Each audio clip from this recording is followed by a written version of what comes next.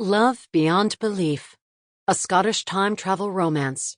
Book 7, Morna's Legacy series. Written by Bethany Clare.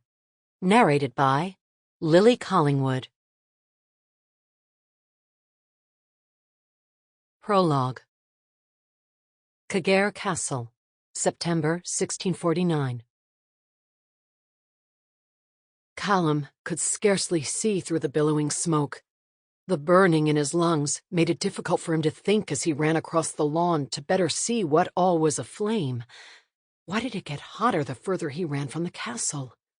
He spun to see the source of the heat.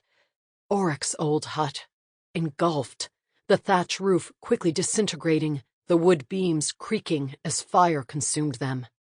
Frantic thoughts coursed through his mind until he landed on the one comforting fact he could grasp. None of the servants were there. He sent them all away before leaving to join the celebration with the rest of his family and friends. Thank God for that.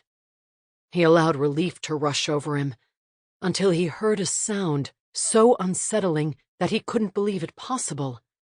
The screams of a babe, a young one. The sound of its cries, screeching, pained, and so frightened, chilled Callum's bones even as heat rose around him. It wasn't real. It couldn't be. He was the only one at the castle. Then he remembered Tom, the old man from the village who always came up to check on things when Callum was away. He hoped Tom was still at home with his family, that he'd come and gone long before the fire took hold. Surely the sound was his imagination. How could a child be here? He ran to escape the cloud of smoke surrounding him and tripped over an object in his path. He regained his footing and screamed, sucking in enough smoke to make his mind swirl. Tom. Unconscious and stabbed in his abdomen, the man lay bleeding out onto the grass. The sound. He could hear it again.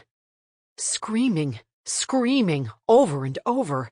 He had to go see. He had to save the child inside. He couldn't let the smoke overtake him until he saw the babe safe. In one quick moment of clear thought, he ripped the shirt from his body, tying it quickly over his nose and mouth to block some of the smoke from entering his lungs. Not taking a second longer to ponder his choice, he burst into the burning hut and moved blindly toward the sound of the screams. He found the child quickly. As he reached for it, he could see the outlines of two others, clearly dead, not from fire, but from smoke. That same deadly threat would most likely take his life in a few short moments. He just hoped he could see the child.